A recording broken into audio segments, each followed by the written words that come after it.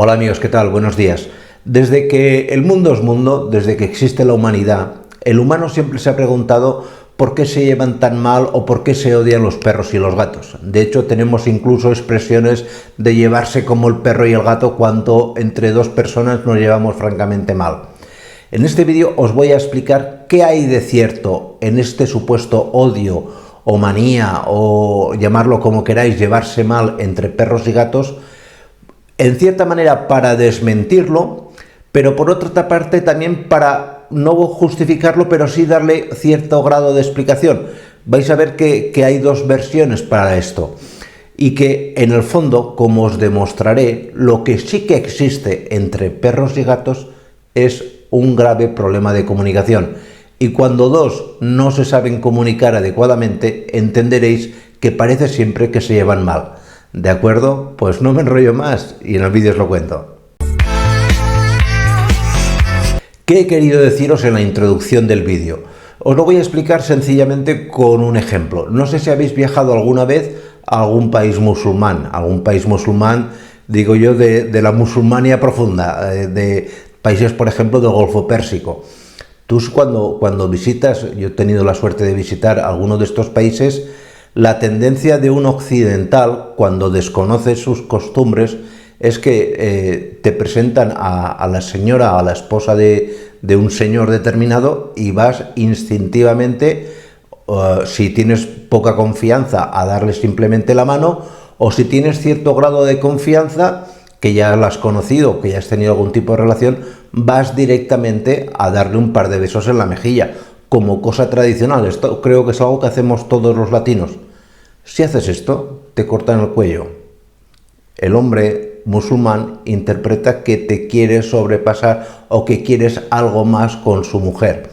Esto, que es simplemente una anécdota tonta, muy tonta, es en el fondo, como os voy a demostrar, lo que pasa entre perros y gatos.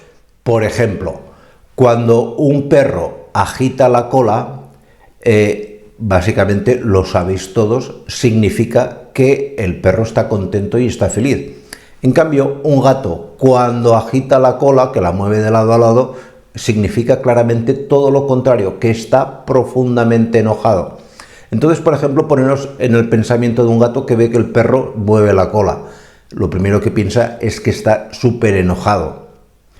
Luego, por ejemplo, el perro suele echar las orejas hacia atrás, en señal de que está contento y que se acerca a ti y tal y cual.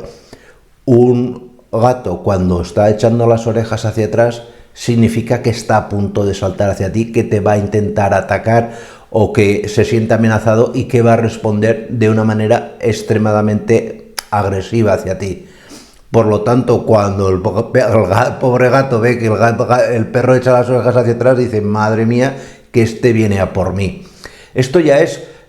os lo pongo como ejemplos, pero hay muchos más. Si queréis que hagamos un vídeo en este proceso de las diferencias del lenguaje corporal de perros y gatos, es algo muy curioso que estudiamos en una asignatura que se llama propedéutica en veterinaria. Pero luego hay otras cosas más que también influyen, no solamente el lenguaje que van a tener perros y gatos.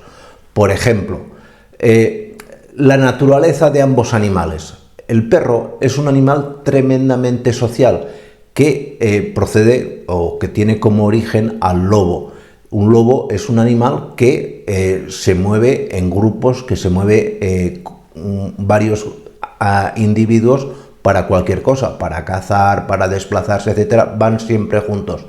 En cambio, el gato es todo lo contrario, es un animal que os cogéis, por ejemplo, a un leopardo, que sería, digamos, el antecesor más similar o del cual podía entenderse que procede el gato, y son animales totalmente independientes, aislados, que solamente son sociables, es decir, que solamente se juntan con otro leopardo en el momento del apareamiento. Por lo tanto, el perro, por ejemplo, es muy común que por ese instinto de ir junto a ver lo que está pasando y por su curiosidad, cuando ve a un gato, de entrada pues va por él. En cambio, el gato, al ser tan independiente y que un guepardo, por ejemplo, cuando se siente agredido o se siente amenazado, tiende a huir, cuando ve a alguien que viene hacia ti, no interpreta que estás o que el perro viene en son, digamos, de inspección, de curiosidad y demás, sino que viene de caza. Luego tienen una fisiología o un comportamiento fisiológico muy diferente. El perro, por lo natural, es un animal mucho más torpe, el gato es mucho más ágil, con una expresión facial mucho más bondadosa. El perro evolutivamente ha modificado dos músculos, os lo explicaba en este vídeo, para transformar su mirada en una mirada más cariñosa. En cambio, el gato no. El gato tiene de por sí una mirada que es interpretada por otros animales, la famosa mirada felina, como una mirada agresiva. Entonces el perro, cuando suele ver la cara al gato, piensa que está tremendamente enfadado, cuando no es así, es su expresión natural.